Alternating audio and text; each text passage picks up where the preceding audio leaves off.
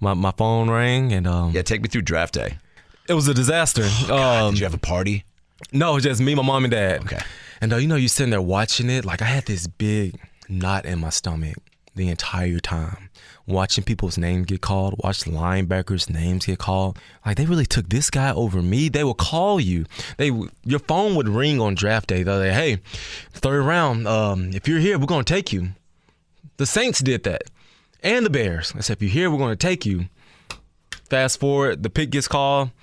Martez Wilson out of Illinois gets taken in the third round by the New Orleans Saints. And I'm like, what is this? Why did you call my phone to lie to me? Oh, my God. Like, this is my life. This is my life, God, dude. that we're talking An about. emotional roller coaster. And then once day 2 ended, I remember just leaving the house. I took off running to my high school. Forrest Gump style. Literally Forrest Gump. So I took off running. Were you in Mississippi? In Mississippi. Left my mom's house, went to the high school, and told my mom, I'm not going to graduation tomorrow. I'm not walking across that stage. She's like, oh, you're going to graduation tomorrow. Like, no, I'm not. She said, oh, you're going to graduation tomorrow. Next thing I'm putting my cap and gown, going to graduation. And then right before I walked across the stage, they called me. John Snyder did, and said, hey, you want to be a Seahawk? I said, absolutely. Hey, it's Herbert. And you're listening to the About Last Night podcast, you slippery little son of a bitch. About last night.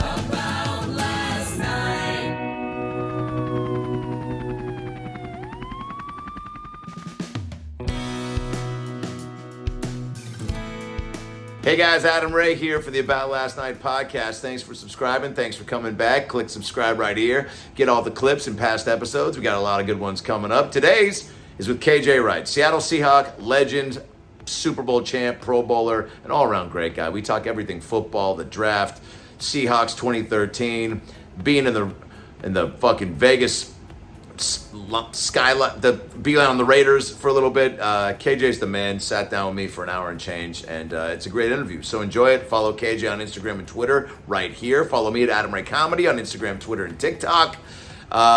Special information on the special coming soon. I'm locking in a location as we speak, and then shooting a brand new special. But in the meantime, come see me on the road this coming weekend, Huntington Beach, California, April 29th, the Rec Room. Can't wait, doing an hour of brand new shit. Come out and see your boy April 29th, Huntington Beach, the Rec Room, 7:30. And then, of course, May 5th and 6th with the Impractical Jokers in Denver and Utah. Come out and see us there, impracticaljokers.com for tickets. May 4th, a special show in Seattle just added with Joey McIntyre at the Showbox. Come out and see your boy. That's going to be a lot of fun. Tickets, I think, on Joey's Instagram for that. May 10th, Red Rocks.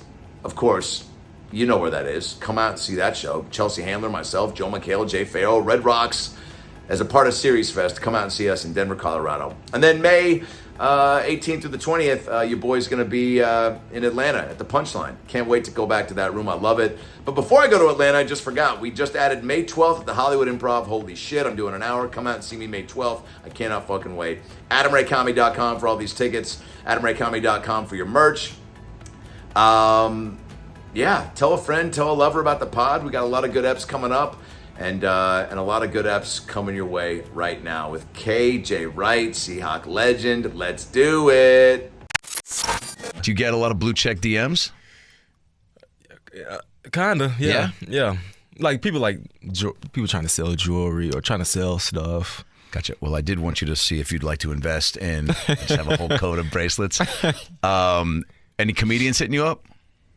No. Yeah, all right. So that had to be, yeah, right. This is the first one. Yeah, all right. And what did Cliff say?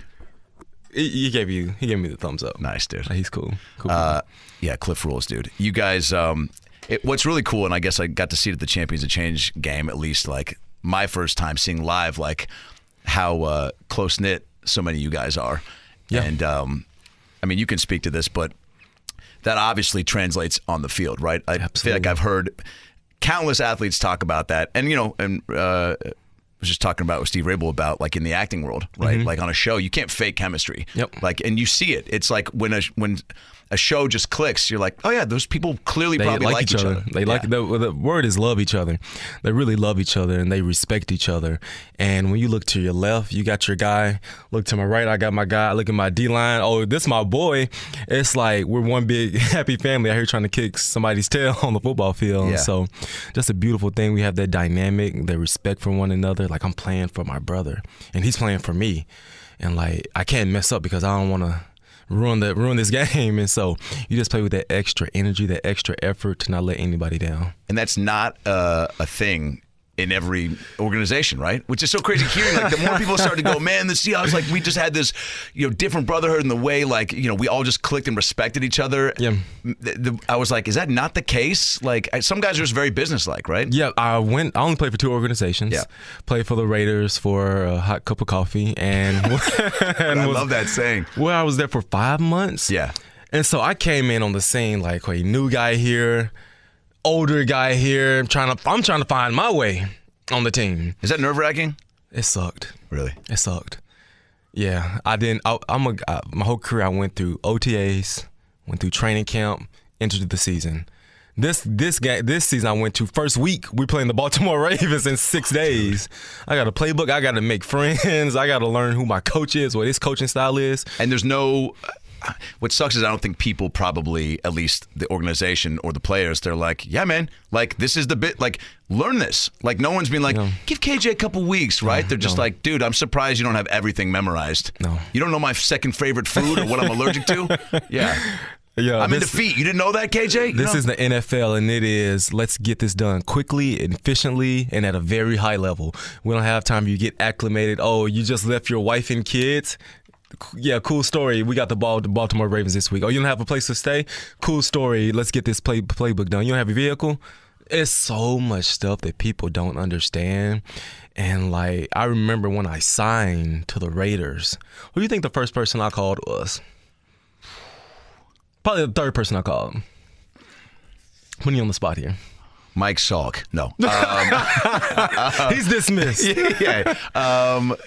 Shit, when you signed with the Raiders, first person you called, wife? First person I called was wife. Yeah. Second, mom and dad. Yeah. Third person I called was my in-laws, my wife's mom. And I called her. I said, hey, Miss Sylvia, I was sad. I said, Miss Sylvia, I'm about to leave. I'm about to be gone for 6 months. I called my mother-in-law. She lives in Medellin, Colombia. I said, please come up here and be with my family. Please come up here and have some support for my wife. We got 3 kids. We got volleyball here. We got basketball here. We got bus routes here. I'm like, I felt guilty leaving. I felt bad, but I knew that I wanted to do it. But at the same time, it's like, damn, I'm leaving my kids. Like, my boys are here right now. Yeah, It sucks not tucking them in at night. So I can't imagine that. But like you knew you were going to play at least one more. Is that kind of? I knew that. And because what? Because you could still obviously make a little cash, but then also like gas in the tank. You're like, I could still. I guess what for a player I'm wanting to know from a fan point determines like I'm done. Well, did you watch my last year with the Seahawks? I kicked some tail. That's probably my best. Bro, I don't know why we didn't bring it back, but it's. And I went from the will linebacker spot to the Sam linebacker spot. Yeah. And no one wants to play the Sam linebacker position. No one. It's the worst position on the defense. Trust me. Why? You're taking on tackles all day, taking on tight ends, you're buzzing to the flat. You're essentially out of the game. They tell you to set the edge and turn it back to the big boys in the middle. I'm like, where's my tackles coming in? And so I went from the will to the Sam, but I made that position look very, very nice. I brought that position to life. I took my mental, how I made my plays as a will linebacker, and I put it at that position. And I had my best year in year 10. Yeah. And so you dang right, I want to come back and play some more football. But the market that year for K.J. Wright was non-existent. Why? Yeah. I'm still trying to figure that out to this day. Sure. Not trying to figure it out, but it still baffles me to this day. Sure. COVID happened, so the salary cap shrunk. Yep. 32-year-old linebacker. Does he have life left in his legs? They Even want when to you get younger. Just proved it. It's so like bizarre. people still will look at like age and whatever else and just try to create their own. It almost feels like from there they were trying to talk themselves into like we don't want to. It seems like the betting move is to not. And continue. GMs have to do that. They call those analytics. Like stats say that this guy is going to start declining. Yeah. It's just in the history of ball, when you get to this age, when you get to this salary cap number that this guy wants, his production will not meet this salary that we're about to pay him. And so you look at it, we have to, as a GM, I think you got to think, we got to invest in other places before we get to this linebacker. Right. I believe that's how they operate. And so it definitely did suck when the salary cap shrunk, because it shrinks everybody. It shrinks, everybody. And so I had to bite that bullet, and I didn't get my phone didn't ring until like June. Oh, wow. Who called me? I talked to the Niners. Yeah. They called me. Talked to them. I got so excited. Talked to the Cowboys. I was like, okay, let's make something happen. Wow. And but then when you get talking dollars, it's like, I'm not leaving my couch for that. Like, yeah, you got to, I mean, you know your worth. Yeah, like, and what, yeah, I mean. Come on, what are we doing?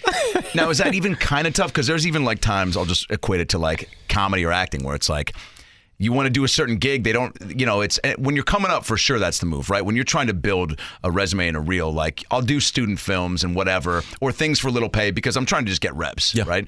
But yeah, you get to a certain point where it's like, Spielberg wants you in this movie. It's 3 scenes, but they're great scenes, but it's scale. And you're like, oh man, but you just wait, risk reward, right? Yeah. But I feel like for you to really, like, even going to Dallas, probably exciting, reunite with Quinn, right? Like that's gotta, but if it's not there, it's just, is it an easy decision at that? Because leaving the family and everything, right? Yeah, it was a decision that had to be made. I was forced into that decision. Like, I can't continue to wait for something magical or spectacular pop up. This is my only decision. I there's no options to weigh, and so essentially you got to take this opportunity that you've been given. How was Vegas? It was cool. Different. It was great answer. By the way, that you just responded like you just got back from a weekend in Vegas that was unexpected, and you're like, I mean, I don't know, man. Did I sleep on the floor? Yeah, like it was, It was okay. Yeah. I didn't. My juices weren't flowing on game day. Your football juices. My football juices were not flowing on game day. I didn't wake up during the week like, man, I'm about to prepare, I'm about to go watch film, I'm about to get excited to take on my opponent. I didn't get that feeling that I've gotten throughout my entire career. And when you step into the stadium on game day, it's more away fans than there are home fans. Yeah. You're in this big black dome. Like my hair stands up when I enter the stadium in Lumen Field. I didn't get that there. I didn't get it. And so met some great people. Yeah. Played for Gus Bradley, my old defensive coordinator.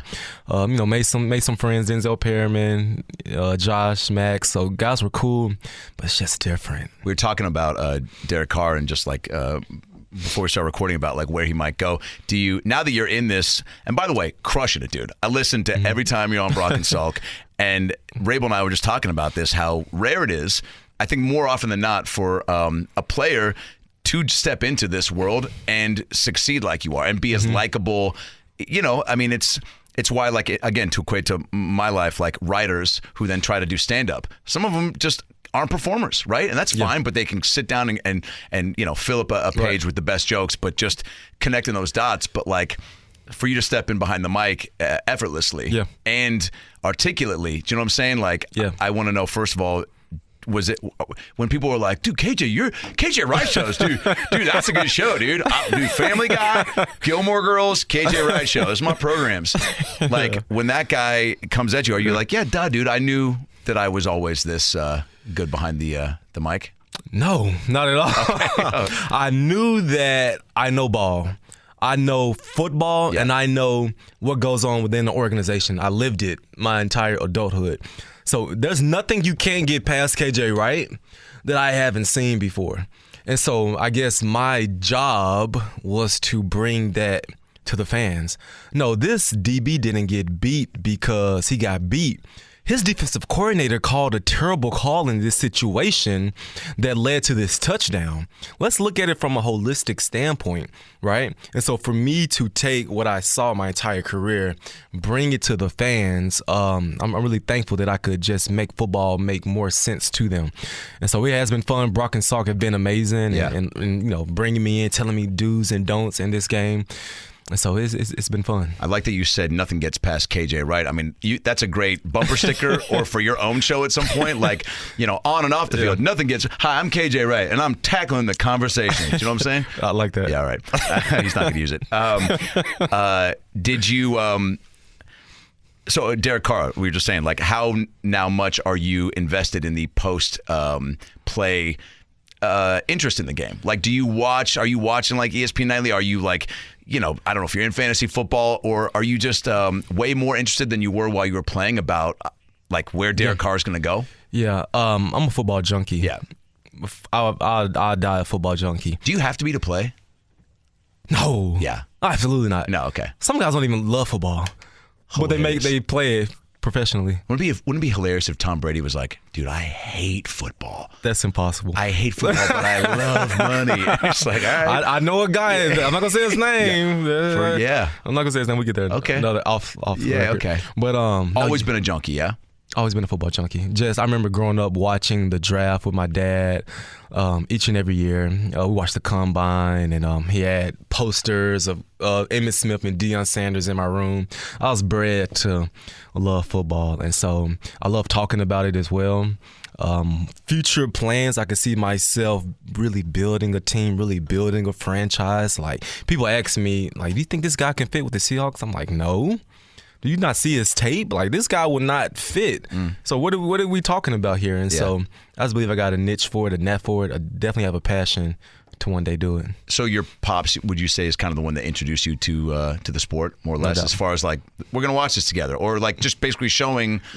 It's crazy to even think about the first, like, even as I think about, like, what was the first sport I watched where I was like, whoa, what is, like, I remember Eddie Murphy Delirious, the first stand-up I saw, where I was like, that looks so fun, right? So, like, what sport-wise, I think it might have been Griffey or Kemp and Payton, if I'm really jarring my mind for, like, the thing that impacted me, right? Yeah. So do you remember what that was for you as a young KJ? For me, it was the Dallas Cowboys, and it was watching Michael Irvin, watching Deion, watching Troy Aikman. I remember vividly as a kid watching Deion Sanders play, and I remember telling my dad, like, I don't think he's that good. He doesn't tackle very well.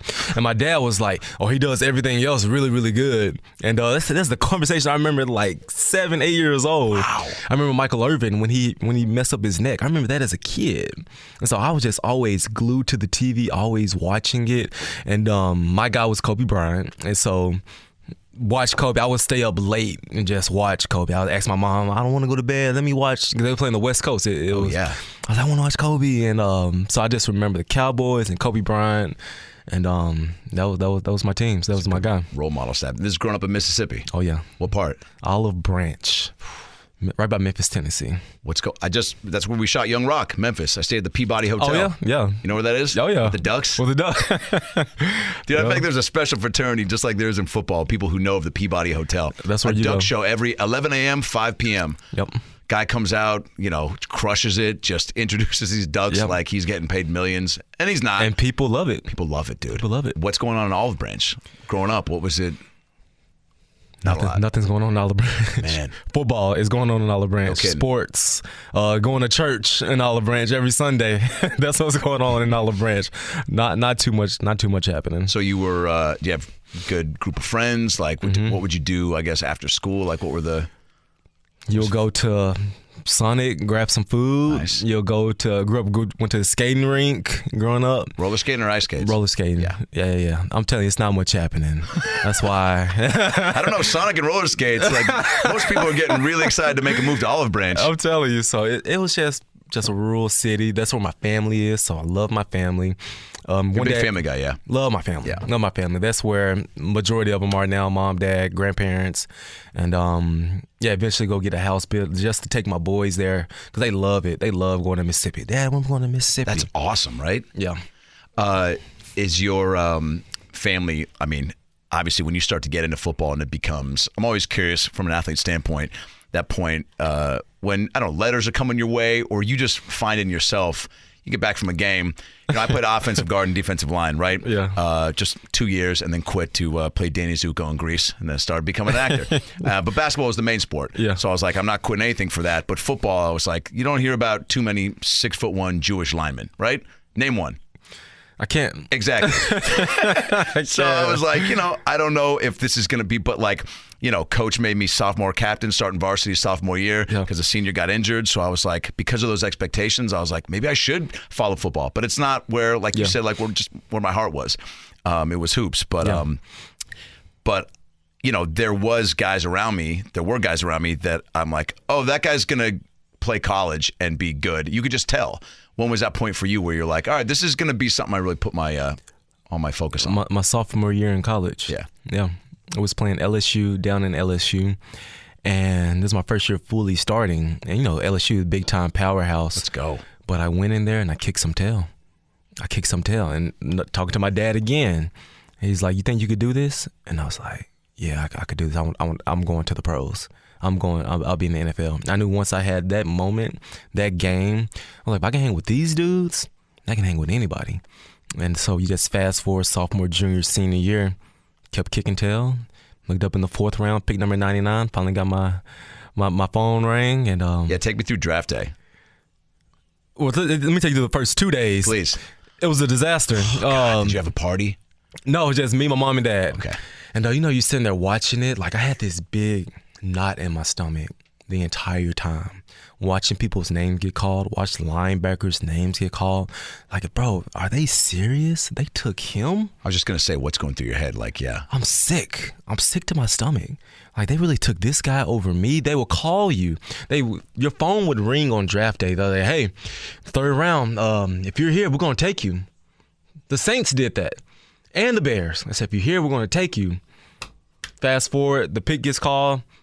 Martez Wilson out of Illinois gets taken in the 3rd round by the New Orleans Saints. And I'm like, what is this? Why did you call my phone to lie to me? Oh, my God. Like, this is my life. This is my life. God, dude. That we're talking about. An emotional roller coaster. And then once day 2 ended, I remember just leaving the house. I took off running to my high school. Forrest Gump style.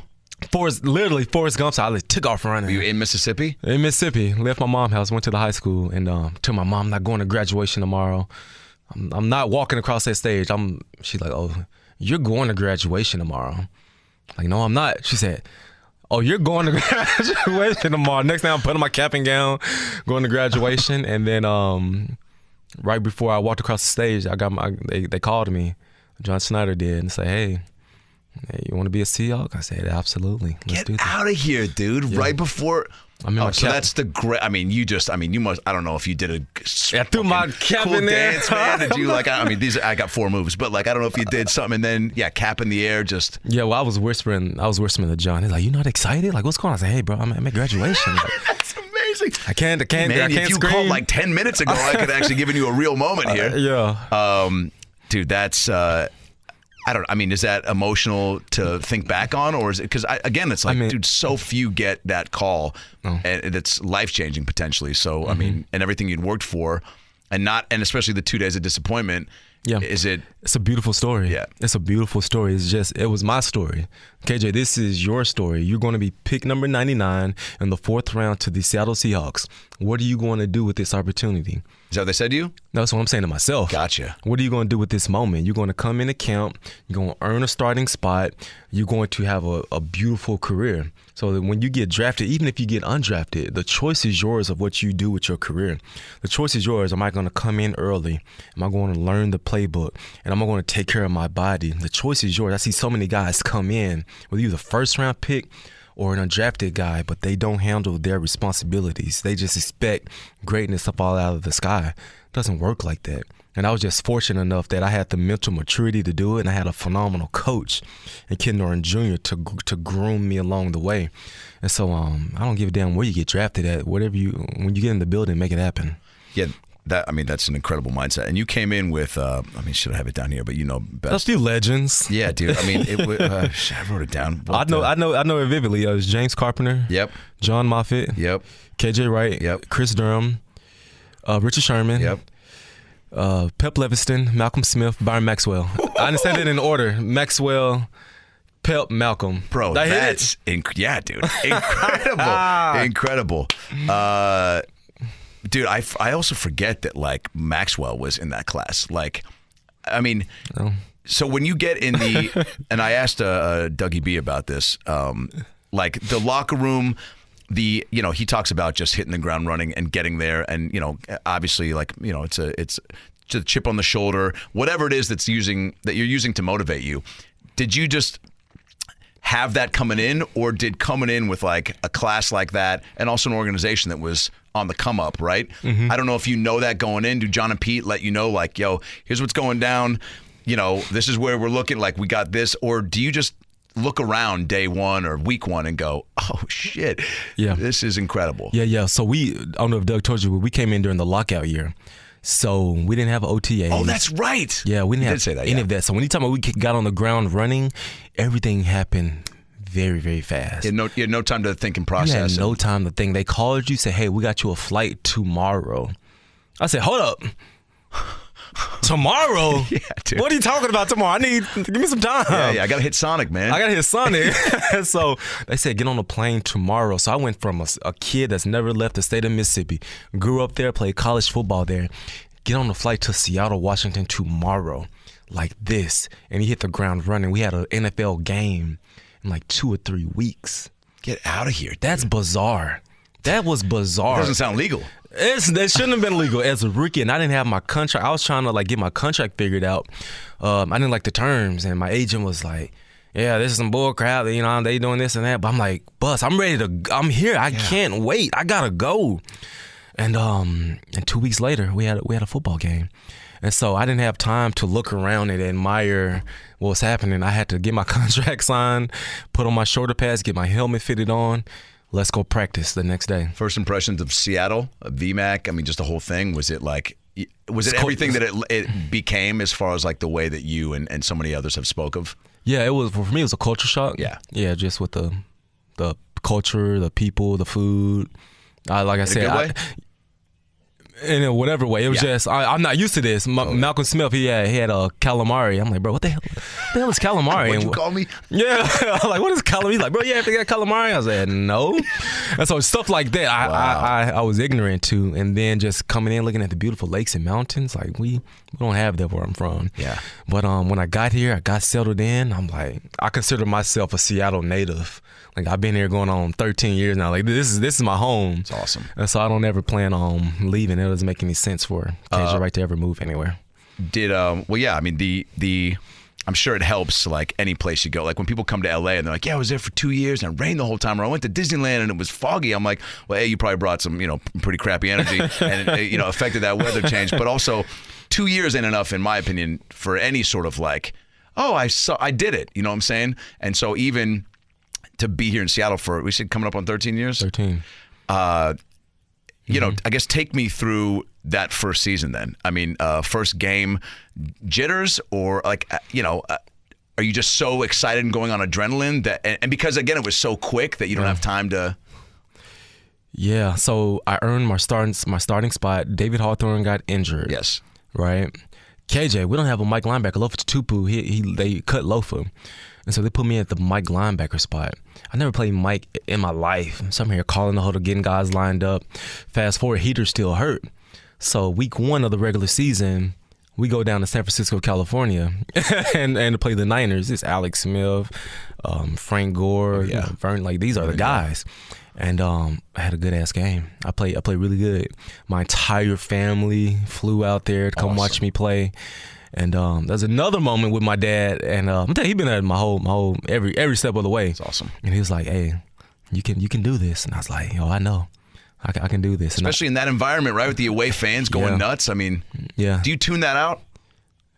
Or do Oh, no, let you embrace it. Okay, You good. embrace I it. love that. Yeah. Come on, give me all of this. I never understand when players are like, I don't hear anything. I'm like, I don't know. Like, Oh, I heard no. some pretty offensive things when I was playing high school basketball thrown my way, and I was just like, I'm going to hit a 3 in your face next time. And the favorite part is when you're riding on the bus to the away stadium. My favorite place is Philly. When you pull up to Philadelphia, they flipping the bird at you, they cussing at you, doing all kind of gestures. Then you walk in the stadium, they're booing you. There's no better feeling. Wow. There's no better feeling than going in someone else's house where they hate you, where they're rooting against you, and shutting them up. Kick their ass. And like, I'm going back to my house. It was nice here. Chunk up the deuces. Flying back on this 5-hour flight to Seattle. When you break it down like that, coming into someone's house, kicking their ass, and then leaving. There's nothing you can do to me. You can't do anything to me but take this. No better feeling. So you hadn't planned on starting that first year? I didn't know what I planned. No, I just wanted to. No, my goal was to obviously make the team. Yes. Like when I got drafted, I was like, okay, KJ. I started looking at the rosters, like, okay, who's in front of me, who's here, who's there. My goal was to simply just make the team. And when I got there, literally a week and 2 weeks later, I was starting. Yeah, it happened so fast. Ken Norton pull you aside, like give you any sort of words of wisdom, or what, or is it almost like? Again, I'm just always curious of that line of pulling somebody aside and getting a little, heart to heart with them about like this big opportunity that's kind of crazy, or is it just like, no, dude, you're supposed to be here? No, my first interaction with Coach Norton was first got there, landed on the plane. It was him and Malcolm right there on the board. And he came in there. He was like, hey, what's up, man? I'm looking for a guy that's 6'3", 245 pounds, can rush the passer, can tackle really well. Do you know a guy like that? And I'm like, who the hell is he talking about? I said, Clay Matthews. Clay Matthews? Yeah. He's like, no, fool, you. And so Norton, he always had like these games like, what are you talking about? Yeah. But I'm telling you, this man, from day one to my last play, he was my guy. When he left and went to the Raiders, I called. I'm like, Norton, I'm looking at this. I see this. I'm struggling in this area. He was my coach my entire career. Wow. Right? And since day one, just been a father figure to me. Always had me over for Thanksgiving. Always watching boxing. Just get your mind ready before the game. It was one game when Bobby was hurt. Who else? Malcolm was hurt. Like all the linebackers was hurt, and he called me out in front of everybody. Saturday night, he was playing the Carolina Panthers. He was like, "There's nobody here. You the only healthy linebacker we have. What are you gonna do with it?" He called me out in front of everybody. He's like, "What are you gonna do with this?" And I kid you not, I went out there and I had the game of my life because he pushed me. He put, I like that pressure. You do. To say that I can't do something or say that I need you to execute this for me. Nort was that guy for me. He understood triggers to get his guys going. Gotcha. And he knew my triggers. Push your buttons, you were going to respond. He bought the best out of me. Wow. So you're going up against Newton, McCaffrey, and you just balled out, yeah? No, McCaffrey wasn't. McCaffrey wasn't. It was Cam Newton, Jonathan Stewart. Oh, yeah. It was these guys. Talk about routine, like you said about like Ken saying getting your mindset, watching boxing stuff or sucking down yams, whatever. What was the Thanksgiving go-to, by the way? What's your go-to? We went over there. He always had gumbo for like midnight snack. Wow. For a midnight snack? Yeah. Gangster. Well, like 8 o'clock, 8, 9 o'clock. What's the K.J. Wright, by the way, snack food of choice right now? If we're just saying like, snow day, right? Pull the kids out, you're kicking it, doing a little pod. If you can go home, put on some ESPN Classic, watch an old Super Bowl, like whatever. Like, what are you chowing down on? I'm good with some Oreos and but the yellow Oreos. Damn. Not the black ones. Those aren't the Halloween ones. What are the yellow ones? No, they're like vanilla. They're good. Gotcha. You should try them. Okay. And some hot Cheetos. And together in the same bite? No. Just either or. No, I'll be on the toilet all night eating them together. like either or. Just give me some hot Cheetos or give me some Oreos. Bro, good call. And I'm good to go. Hey guys, Adam Ray here for the About Last Night podcast. Well, it's another new year. We made it, 2023. We did it. Congratulations. Hug yourself, touch yourself, so that when you ask yourself who touched you, you know who it was. You got goals, guys, okay? And you want to achieve all of them, every single one of them. And Factor is here to help you do that. So if you're looking to fuel up fast with ready-to-eat, nutritious meals, yikes. You ever just forget how to read? Meals delivered straight to your door, then Factor's the place to go, okay? They leave you time and energy to tackle everything else on your to-do list, so you don't have to worry about where and what you're eating. Achieve and maintain your 2023 goals with Factor, America's #1 ready-to-eat meal kit, and start saving time eating well and living your best life yet. If you love Factor, probably because you're too busy to cook and you don't like going to the grocery store and potentially, running into somebody from your past, and you want to skip the chopping, prepping, and cleaning up too. Well, Factor's fresh, never frozen meals are ready in just 2 minutes, and all you need is heat and a positive attitude. So whether your lifestyle is keto, calorie smart, vegan, protein plus options are on the menu each week. They're prepared by chefs and approved dietitians, not these unapproved dietitians, and each meal has all the ingredients that you need to feel satisfied all day long. 34 chef-prepared, dietitian-approved weekly options are there for you. Plus, you can round out your meal and replenish your snack supply with an assortment of 36-plus sweets, smoothies, juices, and more satisfying add-ons. Cut back on takeout and get Factor instead. Okay, it's ready to eat food in just 2 minutes. Eating vegan or veggie is a snap with Factor. Each meal is prepared by the chefs that know what you want, and they're excited to give it to you. So head to factormeals.com/lastnight50 and use promo code lastnight50 to get 50% off your first box. That's insane. I didn't know that was the deal until I just read it. That's crazy. 50% off at factormeals.com/lastnight50, and you're going to get 50% off your first box. That's insane, so you got to do it. There's no better deal out there, and no better food as well. Factor.com/aboutlastnight. Oh, wait, /lastnight50. Okay, do that. All right, so Ken, once you get your mind right, but is there a, in the linebacker meetings or with coaches, or did you just have a, routine instilled in you, high school, college, that you're like, yeah, this should carry me over to the pros? Or is the pros just such a new game where you're like, you're clueless. Oh, you're clueless. You have no idea how to prepare. High school, that mess, obviously not. College, no. This is the NFL. This is the best of the best. This is where guys come in and careers end very, very quickly. Only the strong can survive in the NFL. If you don't have a good routine to get you from Monday to Sunday on a consistent basis, we're talking about 11 years, you're not going to last. It doesn't work like that. Yeah.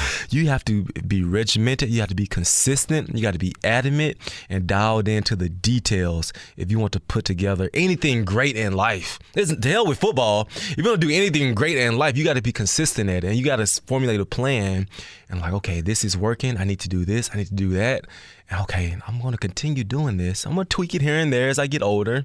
But this is my stuff, and this is what I'm going to do. And what was your day-to-day? Can you take us through, like, I don't know, did you guys have a full D meetings? Like, was it like corners and linebackers and linemen? Would you all get together and just growl at each other like pregame?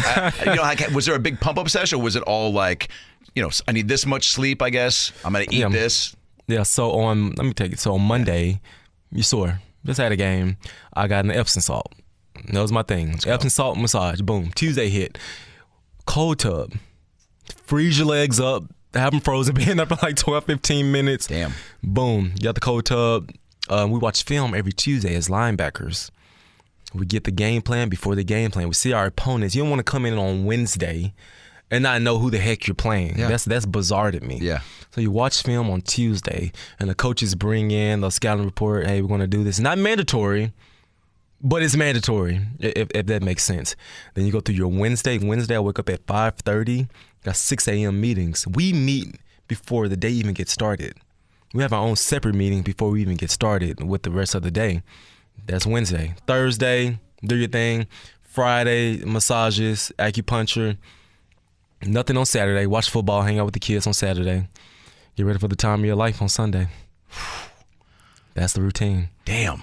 And I left a lot of stuff out too. Of course. I left out the yoga and the I was just gonna say, well, acupuncture stood out. Like that's treatment wise. Mm-hmm. You have to have a routine each week to kind of like hit the reset button. Yeah. Yep. And yoga was on Tuesdays. Yep. Stay nimble, stay loose. How much stay sleep? Flexible. When I put them little chumps to bed, that's when I'd go spend time with the wife. Got to spend time with her, and I'm in bed soon after I put the kids to bed. Can you hit the pillow and you're out? I'm asleep. Damn. I'm out like a light. Yeah, because I can only assume that the week of just mental and physical preparation, you're ready to crash. Yeah, and when I had my kids, I vowed not to bring work home. That was my thing. I'm not gonna bring work home. I'm not going to watch film home. I'm not going to do this. Once KJ steps foot in the door, I'm full dad mode. So also meaning like if there was a game that just didn't go the way you were hoping, like just leave it at the door, yeah? Yeah.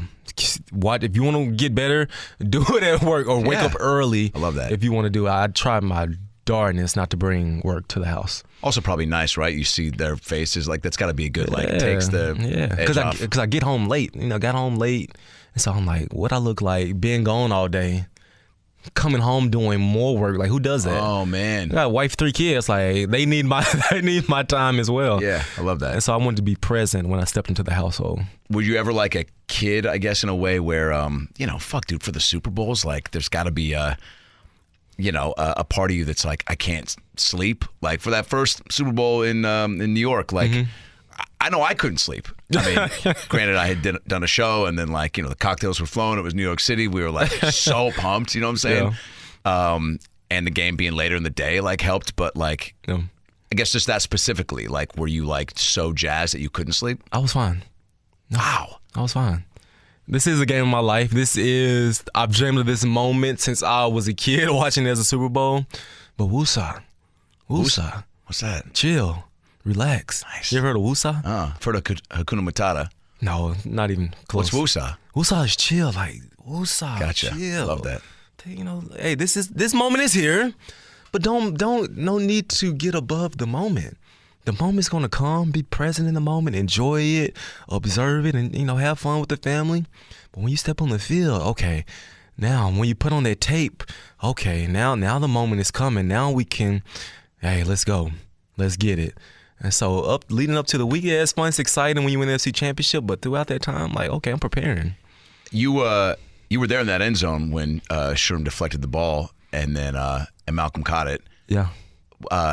Was that, first of all, that season, did it feel like it was heading that way, or can you truly not know? Is it just like, man, I got to go out any given Sunday. We know how we feel. Yeah. But you still got to play the game. But like, I don't know, man. I think even fans felt like coming off of 2012 that like we were like, it was shifting, right? 2012 there was a shift. You saw that last 6-7 weeks we were blowing out teams. Yeah. It wasn't even close. And it's like, okay, we can probably do something cool this year, but we weren't ready. We weren't ready in 2012. What do you mean? We weren't ready for it. We weren't Super Bowl caliber. It just wasn't the right time. Okay. Who did he play? The Falcons. The Falcons. Falcons beat us. We could have beat them. Would have played the Niners. Wasn't the right time. Right. We got a taste of it though. Like, we got a taste of the playoffs. Like, oh, this is what it feels like. This is what it's like going on the road. This is the attention to details we have to have. This is the type of finish we have to have. We want to call ourselves champions. So you best believe, fast forward, everyone's coming back to 2013, and we knew going into that season, like, it's on. It's on this year. It's Super Bowl or bust. And what were we, 13-3? Oh yeah, at least 13-3. Were you guys sending like group texts, like just like preseason leading up, or no? It's just there was just an unspoken. What's understood does not have to be explained. You can look at somebody's eyes and tell, like, if this man on the same mission as I am. Yeah. You can feel this energy. Like, is this guy as invested into this season as I am? And when I looked around at my guys, I looked and I was like, oh yeah, these dudes, they understand. I guess I'm surrounded by some dogs now. Yeah, Doug said, Jeff, we good? Yeah. Doug said he was sitting or walked into the locker room pre-Super Bowl against the Broncos in New York, and Cam was sitting there watching. It's all the pregame analysts and just Broncos logos on the screen. Everyone's picking.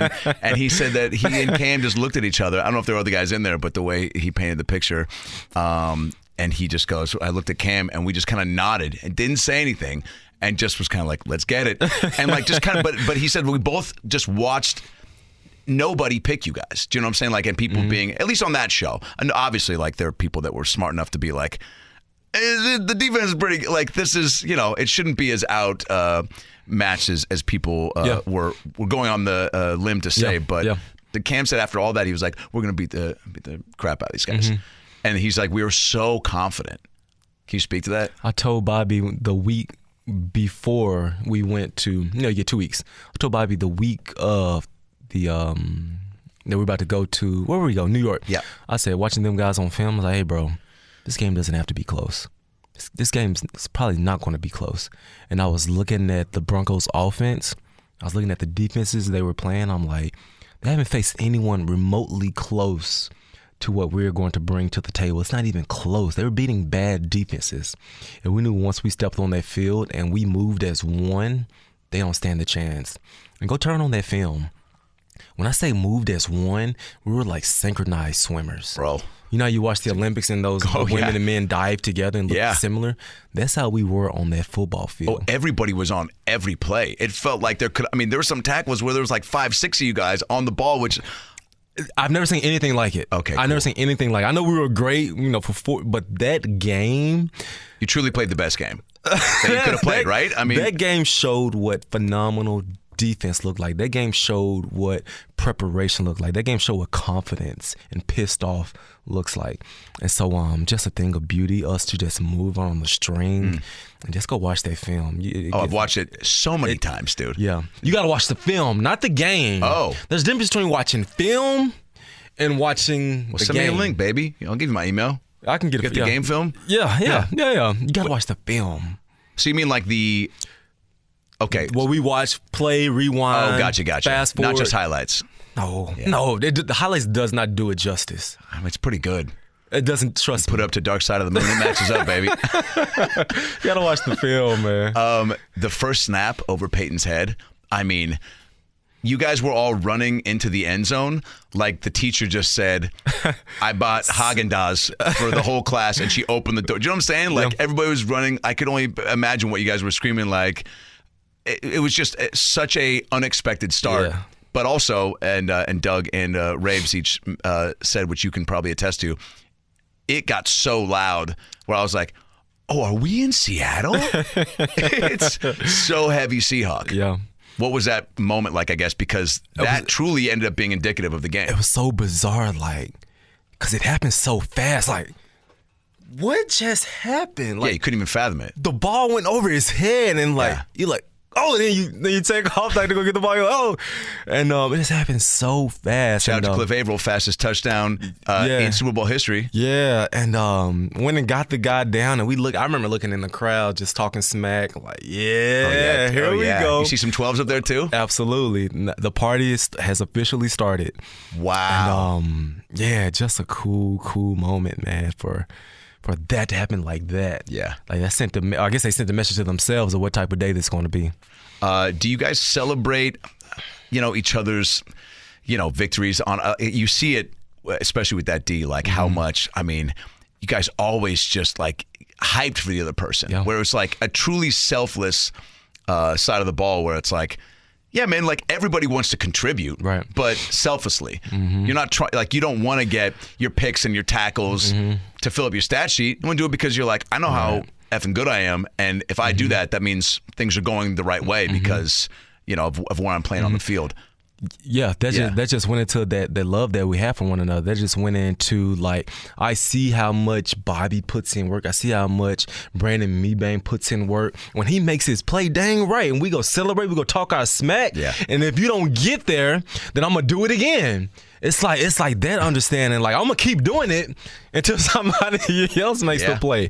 And so you have to be on the details if you want to survive in this defense, because everyone was so good. Everyone was so talented.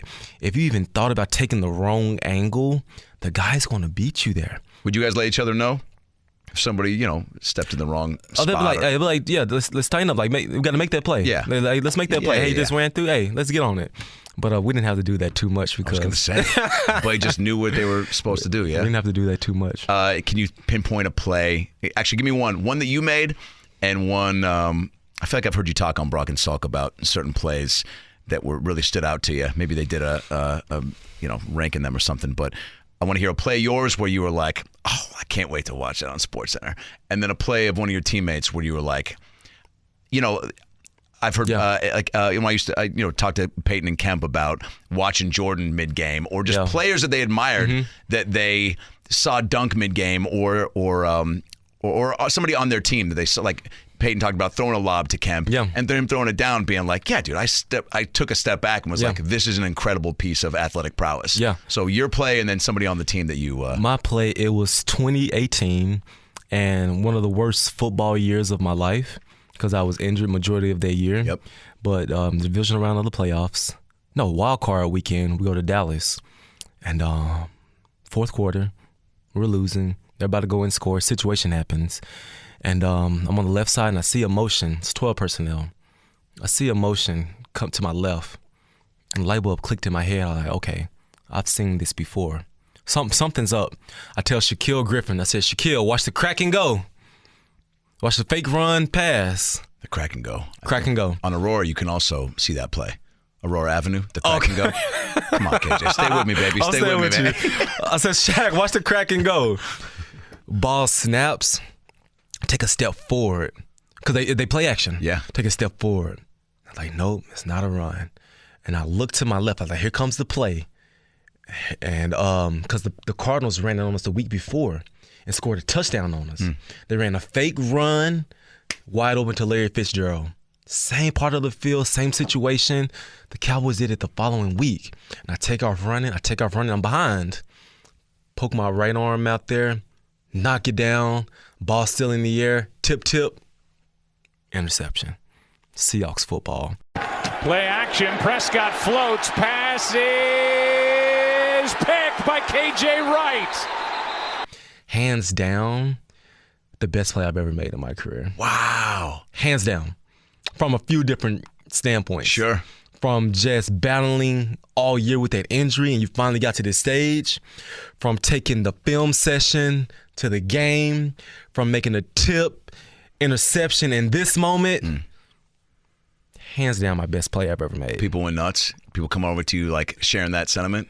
Best, one of my best feelings I've ever had. Like, remember Bobby pushing me. I got to the sideline, Norton like smacking my shoulder pad. He'd do a headlock on you. Yeah, he loves that damn headlock. He loves that. He loves putting his arm around. Dude, I know. It's such an old white guy move. Like, come here, you little rascal. He loves that. Yeah. And I remember Ella B hyping me up. And I grew up a Cowboys fan. Remember I telling you earlier? I grew up a Cowboys fan. I'm in y'all house making plays on your field. Oh, that added to it. Yeah. Right? Yeah. Yeah. By the way, that's just crazy in and of itself. To grow up being a fan of, I mean, it's like, you know, you loving Kobe, like these guys that grew up watching Kobe. Like, imagine if you were in the NBA and playing to get, like, to be in that stadium, playing against that team. And, like, I mean, that's not lost on you, right? Yeah, absolutely. Yeah. You can take some moments. You use that as fuel. You use that as fuel. Yeah. And I did that. And there's so many plays from my teammates. I mean, Cam hits probably people love to talk about, right? Like being like there's a Sherm hit on Goff against Rams. It was pretty No. Favorite Cam hit was probably my rookie year, and we're playing the Cleveland Browns in Cleveland. Running backs makes run up the middle. He's going at least 15, 20 miles per hour. Cam hits this dude, stops him in his tracks. Feet go in the air and just simply dumps a grown man. Like, how do you... Bro, you're not human. Yeah, dude. You are not human. No. Dial up a nice run. Another nice run. This one breaks for Hardesty. Ooh, as he planted. And phenomenal play. Favorite Bobby play was from same year, 2018. We're in Seattle. I'm hurt. I'm on the sideline watching, and we call Red LA. We call Red LA all the time in the red zone. It's cover 2. Gotcha. And be like, what the hell is Red LA? Place. Yeah. It's cover 2. I was thinking about crack and go. You know? It's cover 2 in the red zone. And all throughout Bobby's career, we ran Red LA, but they used to throw it to the check down. He would either get there too early or he'll get there late and just make the tackle. He'll get there early, he wouldn't throw it. But they ran Red LA in the red zone, and the quarterback threw it, and Bobby timed it up perfectly. He dropped back. It was 2x2. And he waited. He knew the check down was coming. He stepped right in, picked it for like 95 yards to the house. And you just saw he practiced that so many times in training camp, in practice, in the games even. When that moment finally happened, he timed it up perfectly, took a pick 6 to the house. Pass is intercepted by Bobby Wagner. Only the quarterback to defend. Bobby Wagner with a touchdown.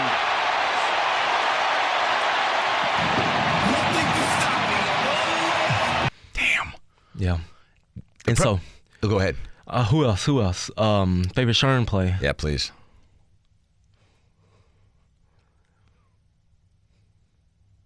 By the way, I love that you even just have this fan perspective in you. Like, that's making so many people happy right now that you're like, oh, yeah, I got favorite play. Like, you're not too cool to be like, hey, man, I mean, like, favorite play? I don't know. Favorite Sherm play? Help me out here.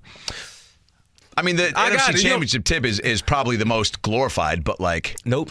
We're playing the Houston Texans. I was just going to say the Houston pick. That sealed the game. But you got to understand the play, though. He pulled the ball out of his hands. No, you got to understand. No. Let me take you to practice. Okay. You are the guest. Let me take you to practice. We were practicing this play all week. Dan Quinn said, I believe DQ was the coordinator, he said, we get in a situation, it's going to be 3rd and 1. They love running the boot, stretch boot. He said, 3rd and 1 comes. In this situation, I'm going to call this blitz. The blitz is slasher. So we're bringing Cam off the edge, and it was Malcolm Smith off the edge. We're going to bring a slasher. Cam, you're going to hit the quarterback right in this face for a sack, or Sherm, there's going to be a guy in the flat. You be there in the flat. You pick the ball off. We practiced the same exact play. Get out of here, in practice. And I wish I could bring up the practice clips. Yeah. And lo and behold, here we come. We're losing. I think we're losing in this game. You came from behind the whole game, yeah. They were up. I want to say they were up maybe like 19-0 at one point. I mean, it was like a significant comeback. And the situation happens fourth quarter. It's so funny. 3rd and 1. We didn't have to get the call from DQ. We didn't have to get it from him. You just saw it. We was like, the call is slasher. This is the call. Lo and behold, Dan Quinn calls slasher. They run a boot. Cam is right in the quarterback's face. Sherm's right in the flat.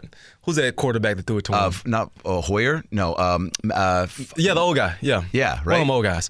Threw it right to Sherm and picked it to the house. Touchdown. Sean has it, throws, and it's intercepted by Richard Sherman. He's going down the sideline. He has followers, and not just on Twitter. Unreal, dude. That's all how right. it So works. circumstances, the moment, like everything that had kind of contributed to that, made that a special play. Yeah. Wow. On the flip side of the ball, do you get juiced up from seeing a Marshawn run or a Russ throw or a Luke Wilson touchdown dance or are you? We always see you guys like watching during offense and taking a breather. You have to, right? Or are you sitting there having to just stay engaged? No. When you get to the sideline, you watch the iPads. Like, what happened? How did they score? What did we do good? What did they do great? But you're not watching movies on the iPads. You're watching the game. No movies. Gotcha, yeah. No movies. Never knew, yeah. And I can't call them iPads.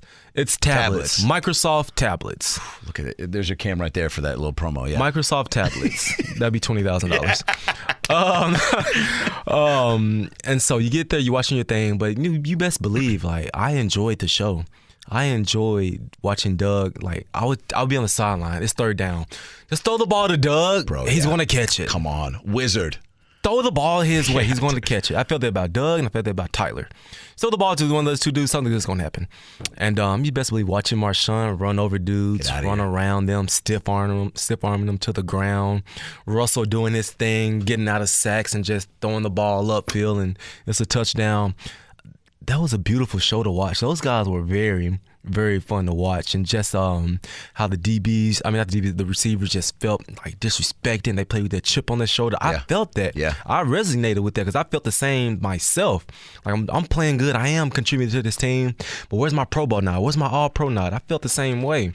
And so just to see everybody's journey, everybody's story that played on their team, and just it was a beautiful sight to see. Is it easy to get yourself hyped up for a game, easier that when like the weather conditions are going to be like ideal? And I guess what I'm referring to is the Minnesota playoff game.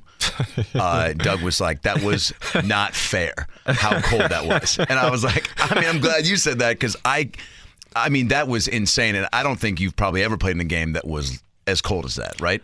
I didn't want to play in that game. There we go. When I stepped out of that hotel, I'm like, this is not going to be fun. This is not cool for us to play in this temperature. You talk about having your football juices, right? And you said going to Oakland or Vegas, you weren't having it. So is that kind of in a crap weather situation? It was a sense of like, I'm not going to have fun on this football field. I'm just in here just to like low key survive. Wow, like, there you go. This sucks. And we did pregame warm. We couldn't even finish our pregame warm ups. It was so cold. And I'm lubing myself up. I'm putting on 3 pairs of socks, Vaseline, and hand warmers. Didn't wear any Vaseline gets you, what does it do? Just kind of add another layer? Insulation doesn't work. Yeah, I was going to say, what porn star told you that? Still freezing. So it's funny. Like, who came in? Pete's like, all right, we got that Dirk Diggler from the 80s. This guy's real popular. You can still find his stuff online. He's like, all right, fellas, lube it up. Right side, left side. Keep your way. All right, so you're covered as much as you can be. Yeah. But Mother Nature's penetrating. She kicked my tail. Damn, dude. And I didn't wear any sleeves. I didn't wear sleeves. Bobby didn't wear sleeves. Bruce didn't wear sleeves. We were the only 3. We're not wearing sleeves. Gangster, dude. Gangsters. Gangster. But yeah, we went out there. I played ball, played decent, got up out of there. When Blair Walsh missed that kick, was it like, I mean, I would feel like you were lying if you were telling me, I knew he was going to miss it. Like, there's no way anyone thought he was going to miss that. Yeah. It's too much of a chip shot. As cold as it was, I mean, I guess there's, again, any given Sunday, but like, please tell me, I guess, where you were. Was it kneeling down and praying, or was it just like walking back, almost being like, next season? I was so devastated because I messed up in that series. I made something up. I tried to be too aggressive, and I saw the play clearly. I'm like, he's going to throw it to the running back, and I went away from my responsibility to chase the running back, and they threw it to the tight end that was in my spot. I felt like dog crap. It was a big play down the right side. Yeah. Oh yeah, that was me. If anyone didn't notice, they probably thought it was Cam, but no, it was me. And how often does that happen, by the way? Because that's a very interesting thing that you just brought up. Like, and again, you guys, I think, also prided yourselves on, having instincts and being able to read the situation and take a chance because of who you had behind you, right? Mm-hmm. But I guess, and you miss 100% of the shots you don't take, but like sometimes it is going to blow up in your face. And you want to be aggressive as a football player, but you want to take, I call them educational shots. Like when you see something on film, you know it's coming, but at the same time, KJ, you know that when they ran this route, they ran the what I call that, out route behind you. Yeah. So you know you have that Cam, has that trust Cam to do his job. I was like, no, I'm going to make the play, and I jumped it. Teddy Bridgewater threw right to my guy. So that does happen.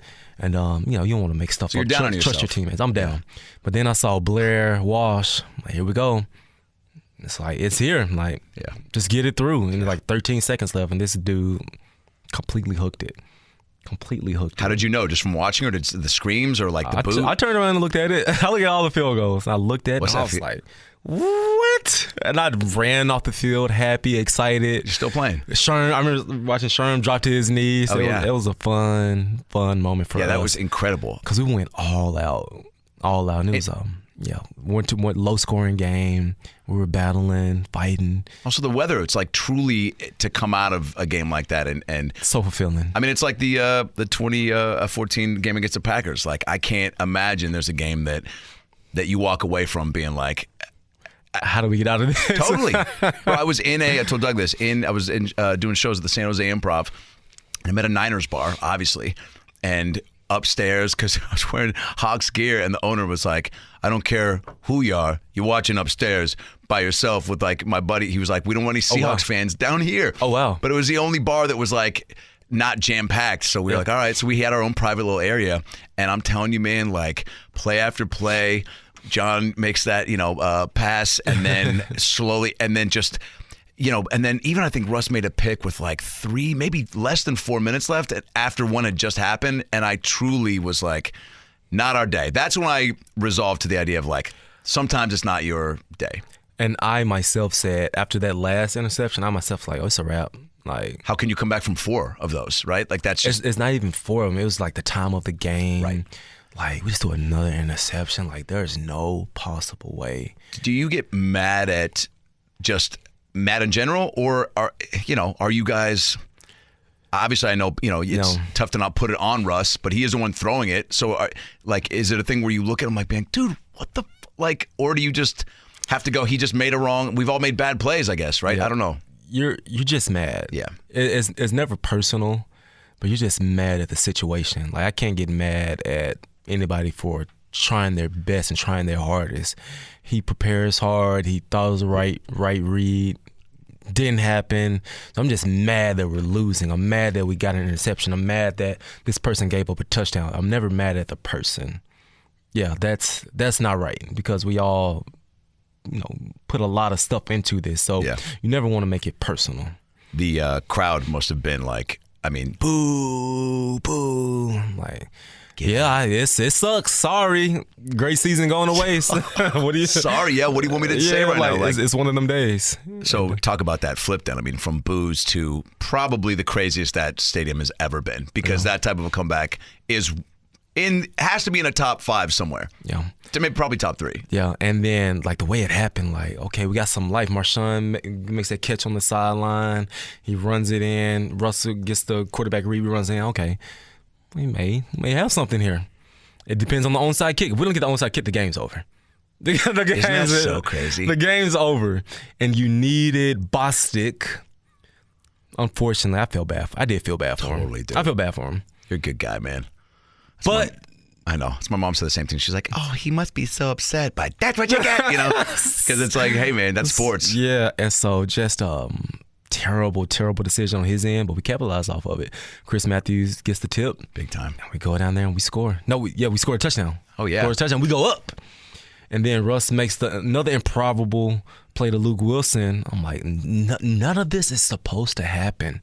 This is not football. I don't know. This isn't football right now. It's not even backyard football. Russ made so many twists and turns. I was like, bro, just throw it out of bounds at this point. Everything said we should lose this game, but this happened. That happened. Onside kick, a lob to Luke that just floated in there for 45 seconds, and he catches it. Yeah, Hinton Dix just he just mistimed it. And then Aaron Rodgers get the ball. Okay. He needs a field goal.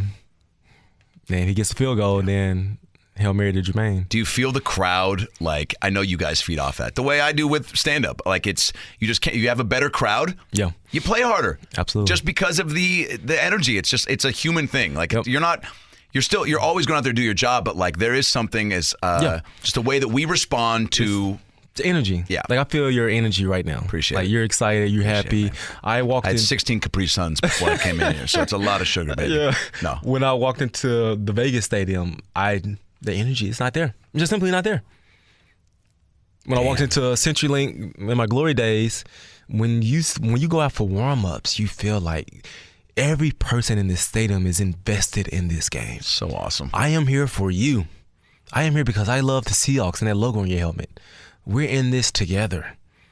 And so you best believe when a game's happening, when we're losing, you feel that they're down. When they're booing, you feel that. Kids crying. For sure, man. No, grown men crying. Grandpa's out there You saw crying. that, huh? Yeah, dude, I've shed some. Oh, my God, yeah. So, You've cried during the football game? Oh, yeah.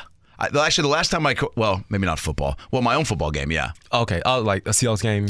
7th grade. I'll tell you actually when I cried in a football game. First of all, I cried. I played 7th grade select football. So I was 7th grade, and it was a club team. There were 8th and 9th and 10th graders on it. No, maybe up to freshman or high school. 10th would have been crazy. Playing with a 7th grader. But I was a big kid. Yeah. My buddy pulled me in. I had scored on my own team, and my buddy's dad called me an effing idiot. And I was like, that's a wrap for soccer for me. I'm going to try football. Big kid. Wasn't supposed to wear pads the first day of practice. My coach, this guy named Don, like Swanson. Big, a starter Huskies jacket, UW jacket. Kurt had a mullet. He just had it like this, I saw eat cigarettes for breakfast, And he was just like, Adam Ray's our new guy. He's like, he's not going to pad up today, And I just kind of called me out, and I was like, I will if I should. And then he's like, dude, let's do it. So then I do angle tackling with this kid named Alan Roquet. I think he had a car dealership and 2 girlfriends. This kid was in 9th grade. He was a beast, dude. He was a little 5'8", would mess you up. And what should you not do in angle tackling if you're the person running? Right. What should you not do? If you're the person running? If I'm running and Alan's coming at me, what should I not do?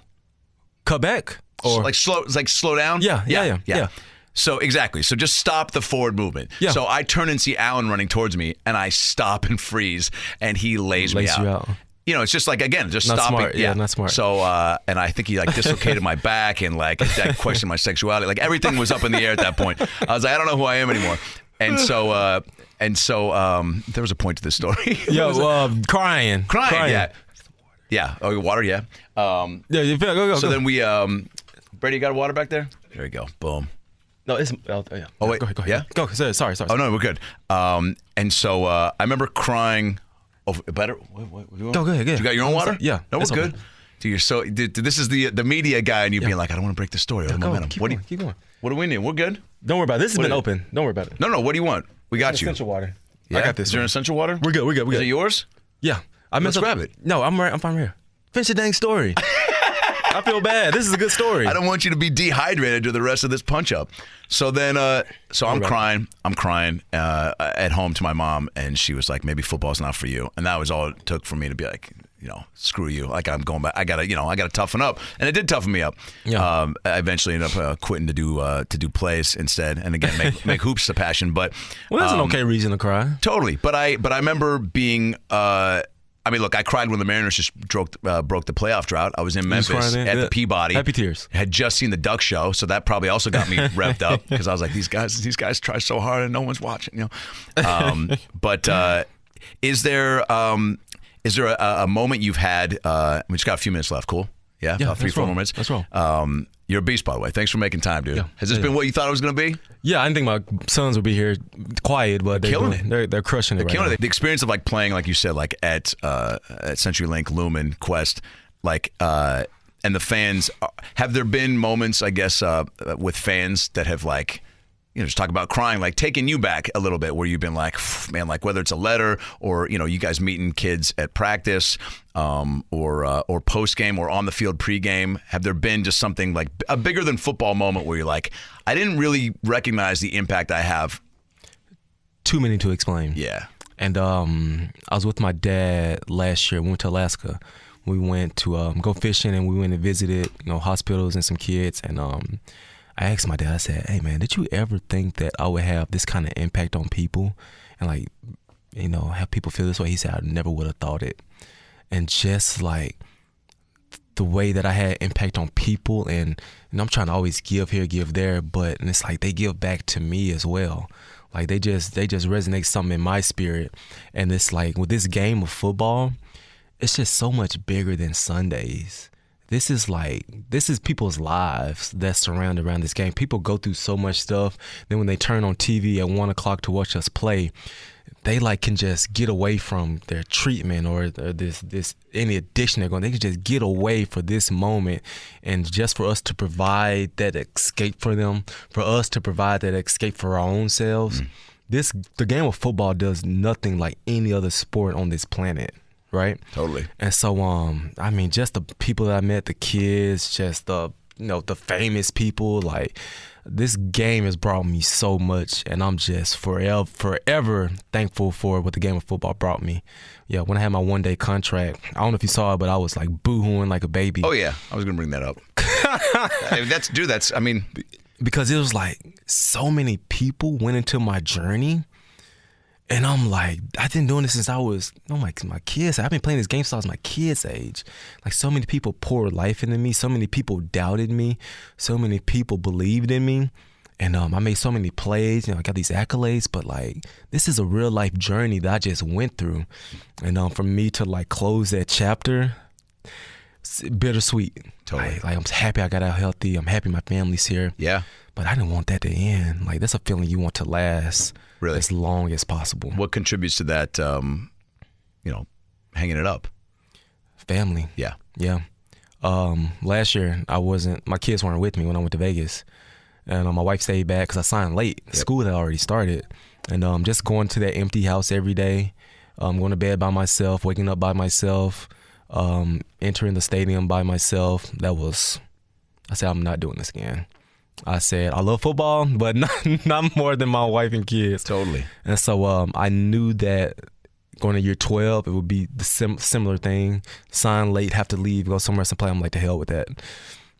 I've done enough in my career, earned enough money. Like, let me go live. And had this, now analyst career was kind of maybe on the back burner, was kind of like seeping around. Is that kind of also what made you go, all right, at least I've got an idea of what I'm going to do? Because I think that's the scariest thing, is to stop and then go, yeah. Maybe see if Albertsons needs a freaking bagger. Like, I don't know. I'm pretty. No, the way that the analysts came about, they called me. Yeah, they called me. And so you weren't even thinking of it? I guess a little bit, but Kyle Brown, he like, called me. Shout out to Kyle, man. No, I ran into Mike Salk. All right, screw Kyle. Shout out to Mike, yeah. That's who I ran into Mike Salk at an event, and I was like, I was like, I've seen you before talking about the smack about my teammates. You look like a guy with a voice that kind of sucks. Yeah, you've said some things that I don't agree with, and just And he's like, hey man, how about you come on? Let me interview you one time. And so we connected instantly. Awesome. And then I connected with him, Kyle Brown, one big happy triangle, and I was like, we want to offer you to come on and have your own K.J. Wright show. Dang. I was like, really? Before any appearances. I just did that one thing with Salk, and it was like, I guess they trusted me enough to give me my own show. I listened to it. It was incredible. Yeah. People love it. Yeah. People love it. What sort of messages did you get, former teammates and people hitting you up being like, I heard? I go to the grocery store. I take my kids to school. I was somewhere yesterday. I was I took my car to the dealership. And I was like, man, you're doing good on your show. Keep it going. I'm like, you guys know it's over, right? Like, I stopped during the season, but they still bring it up to this day. Wow. And so I'm coming back next year. Bro, I mean, I'm coming back next year. So now it's got to have a, it's planted the seed in you as far as like wanting to, I'm sure that, I mean, it's only natural at some point they bring you in to get on, whether it's pre-post and then maybe getting in the booth for some stuff, right? Like, next step is the booth. Bro, I'll tell you this, just from a podcasting, stand-up, whatever it is, like entertainment, been on the side for a hot minute. Your voice is like, you got to get into the audiobooks at some point. I don't know if it's just like reading Dr. Seuss poems or something, but like you got a real like soothing, but also a natural like enthusiasm, which is like comes through the airwaves. Yeah. Like I'll just give you this compliment. You are very KJ Wright. Like you're, you know what I'm saying? I don't feel like when you're talking that you're like wavering or trying to figure out how you feel about it. Like this whole conversation, like I've asked you a question. You've like seen the answer. You had, you knew what it was. And that's an acquired skill set that not everybody is walking around with. Yeah. And so I truly believe I do have a gift. I have a gift that I want to bring to the people. Can you imagine me on game day? Bro, I'd love it. Can you imagine my brain to the fans on game day? Wow, dude. When you put it like that, yeah. Like, no, that's not what happened. This is what happened. And so we need that. I know. And so I'm going to do it. That's awesome, dude. I want to do it. Last few things. You talked about playing pickup basketball. You weren't in the last Champions of Change game. Mm-hmm. I know they're going to get that going again. Mm-hmm. I mean, I would like to think, Cliff gave me a verbal confirmation that I'm back. You need diversity. So let's start with that. But can you hoop? Yes, and I can't play in the game, though. Injuries? No, I'm having my own event the same day this year. Let's go. Yeah. Can we plug that? Yeah. You do a lot of charitable work, by the way. Yeah. So I'm having, I guess I can announce. All right. Yeah. I'm doing something. Yeah, I don't want to announce it. Hey, stay tuned. Follow you on. Stay tuned. KJ Wright 30. What do you go? KJ_Wright34 at Gmail. No, that's my email. Yeah. I'm tripping. Well, yeah, we'll block that out. We'll bleep that out. KJ_Wright34. On IG and Twitter. Yes. Yeah. You do a lot of stuff. Raybo was telling me, I don't know this, in Kenya. Mm-hmm. Tell me about that. Time of my life when I went there. Went there on a guy's trip. Me, myself, Malcolm Smith, Maxwell, Crazy Tail, and was it a bachelor party. What was it? Sky Strip. Wow. And I was going there, and we had the time of our lives. And we went to visit a school, and I saw this little girl, like seven years old. She had a bottle of water, but the water was brown. She was drinking brown water. And I asked the people, I said, what is going on with this water? I was naive. I was clueless to it. Like, yeah, the girls are responsible for getting the water every day. They got to walk miles. So a lot of girls don't get to go to school. And so I was like, we got to get this fixed. And I love that place. That place, resonated so much in my spirit. And so I took it upon myself. And with the help of other people, like, let's get a well built here. Let's get a water well built here in the Masamara, Kenya. So we got 2 built, raised the funds, got 2 water wells built.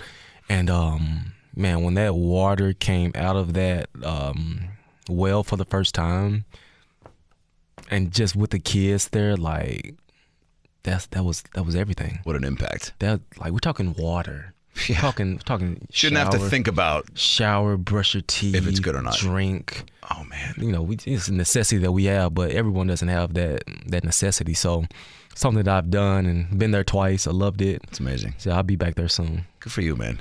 Yeah, you strike me as someone that it's not lost on you, like what you've been blessed with, but what you've created your own good luck and taken advantage of the opportunities that you put yourself in a position to make good on. But and Seattle too, I feel like, and the Seahawks, I think is leading the charge at like crushing it in the community. Absolutely. And just being a man of the people. Like you saying, getting recognized at grocery stores and this and that. Like people love it. We're not, I'm sure you've had some abrasive moments with, some young frat guy that's just like, dude, KJ, you're on my fantasy team, man.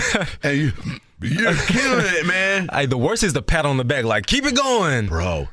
Thanks, man. Don't hit me on my back like that, bro. Also, thanks for the keep it going. I was doubting myself, but don't hit me on my Troy back. from Bremerton smacking me in the lower back.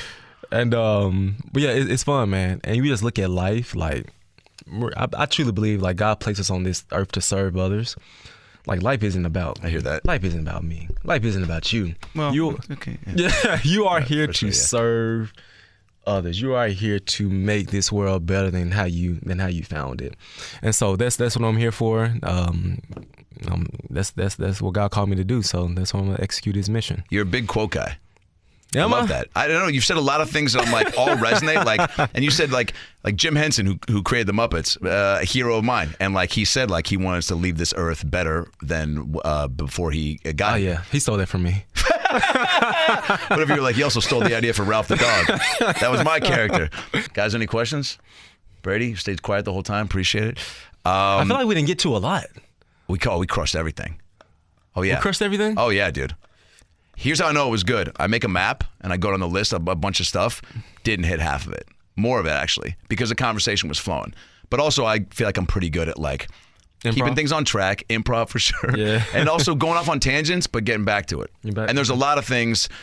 If I'm not going to this a lot, that means I'm present here, and that means that things that you say spawn another question. Yeah. And I'd rather hit that than go to what I got. Does that make sense? Because I feel like that's, if something happened organically there, I'm like, oh, cool. I'm gonna default to curious brain versus prepared laptop. Yeah, good.